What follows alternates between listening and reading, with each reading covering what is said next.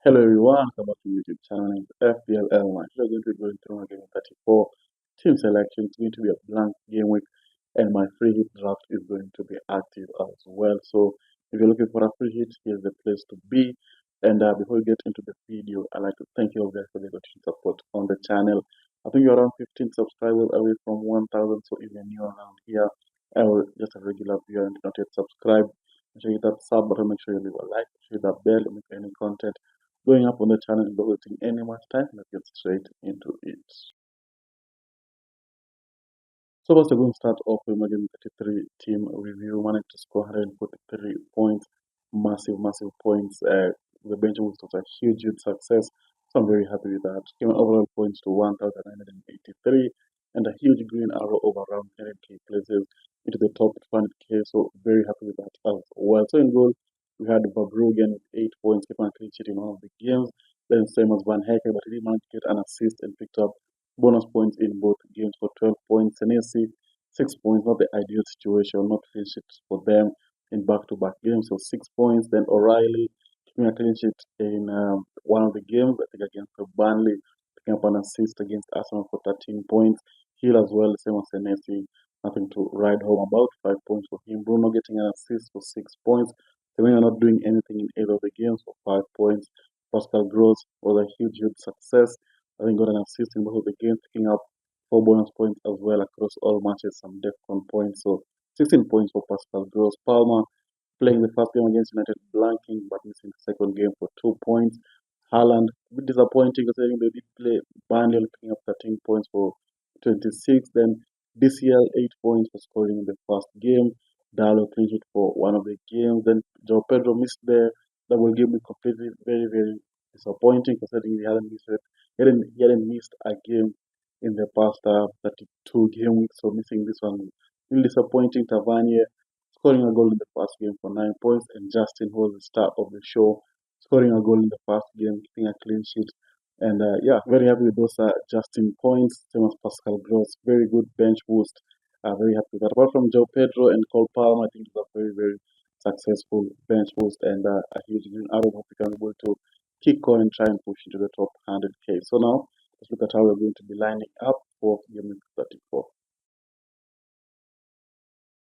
So as I mentioned before, I'm going to be using my free hit draft because I do not have any players playing apart from Bruno Fernandes. So the chip is going to be active. We're going to be having Ross against Nottingham Forest. I think it's going to be my starting goalkeeper. Maybe I could break the bank and go for Raya, but Arsenal haven't kept a lot of clean sheets in the past few game weeks, so I'm not really looking into that. And Newcastle, although they've been very poor, they've still been scoring goals here and there. So I think I'm just going to be going for rocks and hope for a clean sheet or some save points in there. They're going to be at home and are very strong at home. Then you have Hamilton, who's just going to be on the bench, to be honest. So nothing much to talk about there, just cheap option, playing goalkeeper in case Rocks does not play. Then you have Gabriel from Arsenal playing against Newcastle.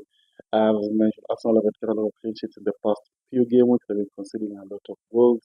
So yeah, Gabriel, although he's expensive, I think he's a must own for this week. That maybe can be able to get a ticket in return, or maybe Arsenal can be able to keep that clean sheet. Then we have Pedro Porro playing against Wolves.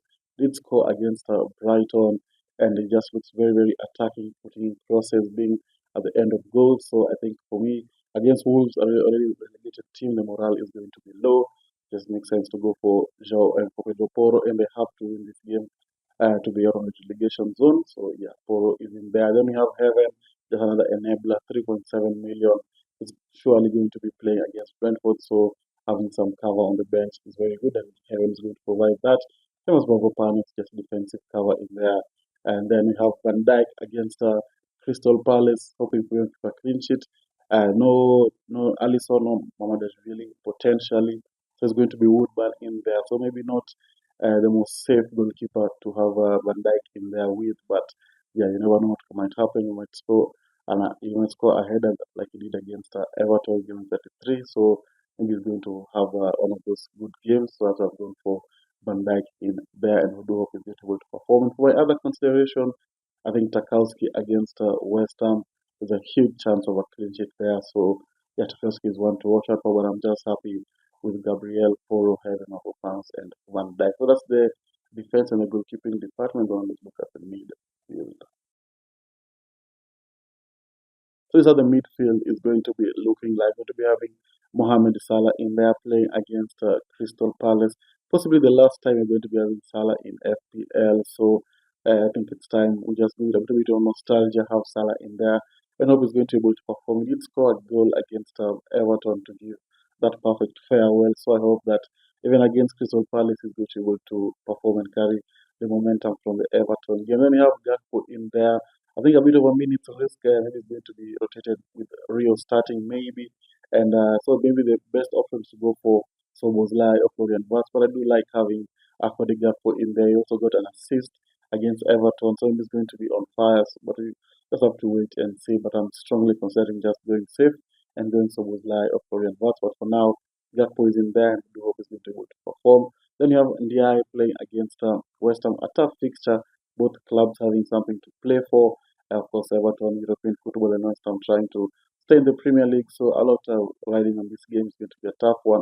Yeah, a bit unlucky against Liverpool. He did score, but it was ruled out for offside. But I do hope he's going to be able to perform against West Ham. Then you have Bruno Fernandes still hunting the assist record. So yeah, he's just in there. United basically guaranteed European football. You know he's going to be spamming those crosses like nobody's business. So yeah, Bruno Fernandes in there just because I'm sure he's going to get an assist or something like that. Then you have Xavi Simons from Spurs.